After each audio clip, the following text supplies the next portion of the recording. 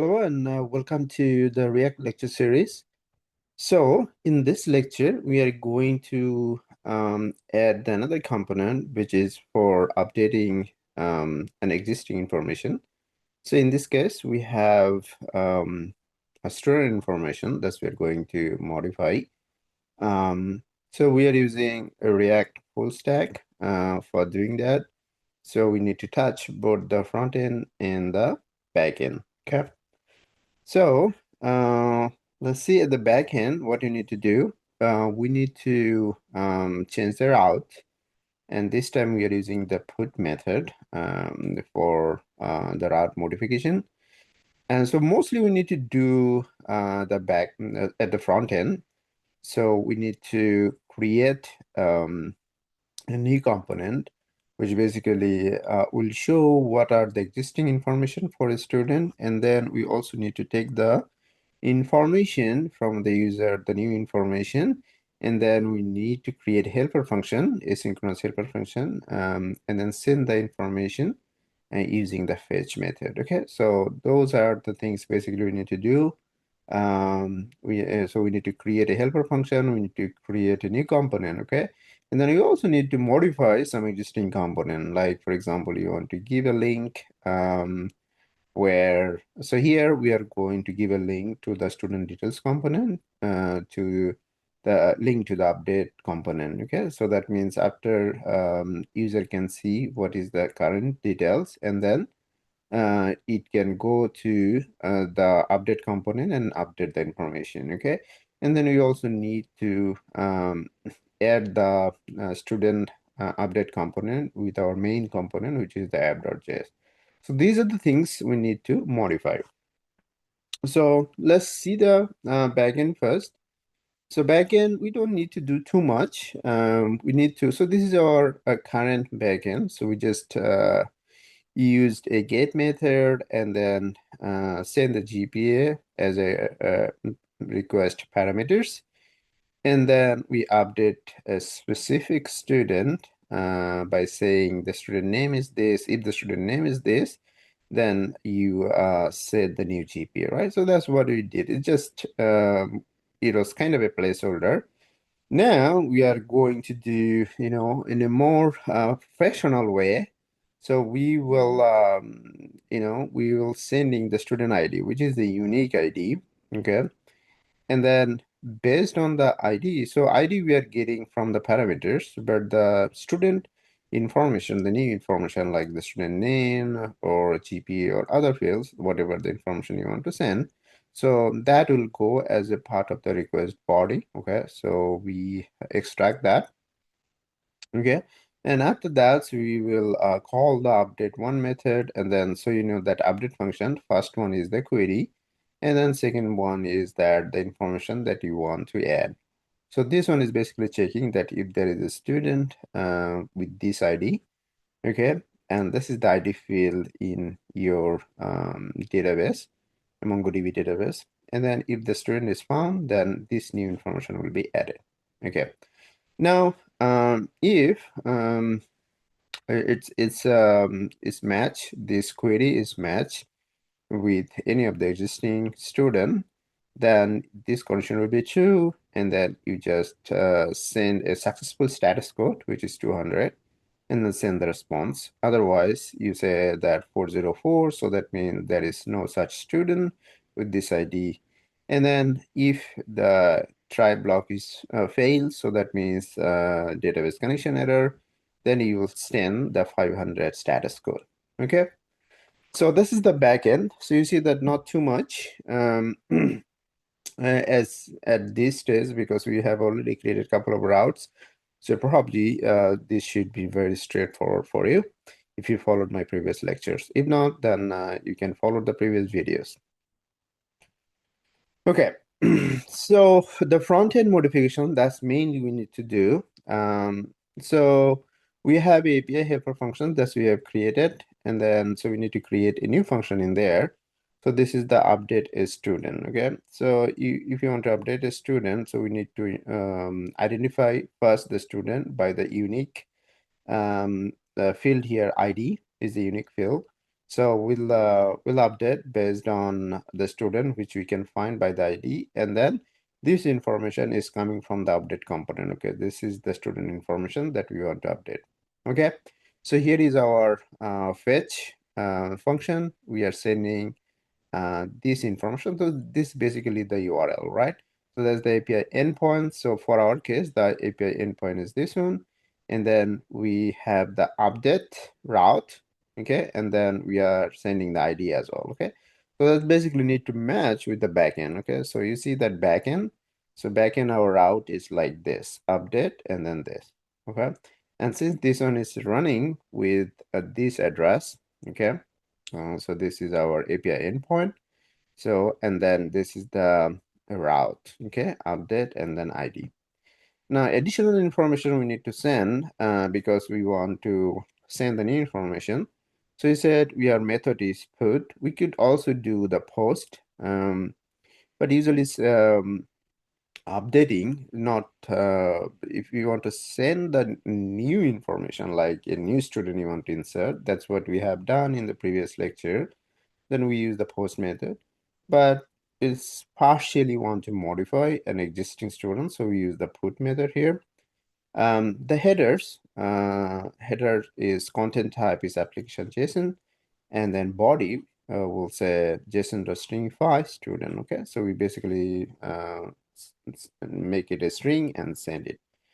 Now, if we get the response is okay, so that means 200 status code, then we'll just return the response to our update component. Otherwise, we'll just create an alert that update failed, okay?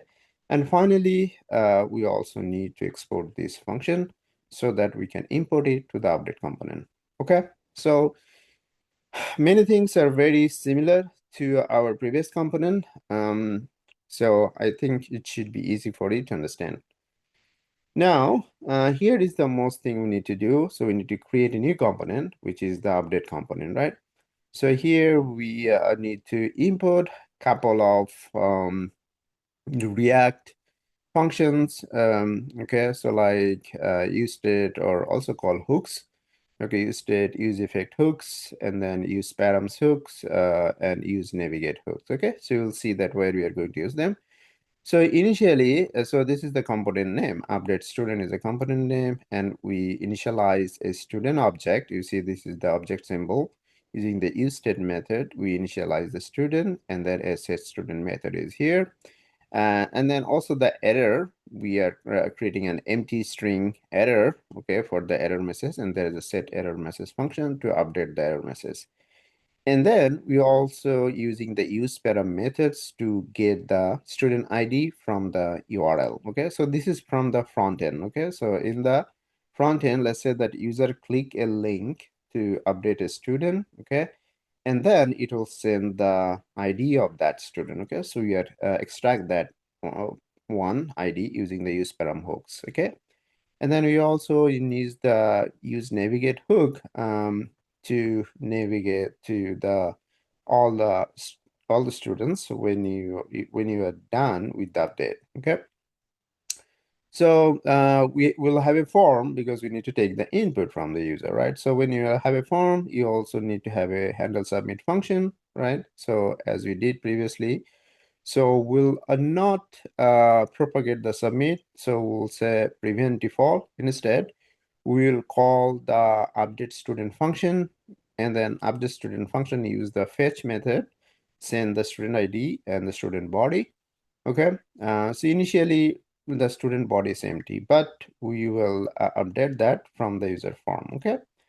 And then after you see that there is a await keyword is basically we are waiting until the update is done, the database updatation is done, and then we'll call the navigate function and go to the student routes, which basically shows all the students. Okay.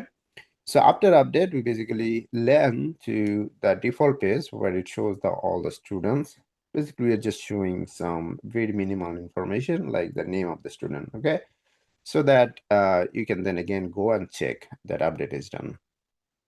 So you can do many different ways. This part, okay, what after the update, what you want to display is up to you. Okay. Um, Now, there is also the handle change function. So handle change function is basically hold all the changes in your form field, okay?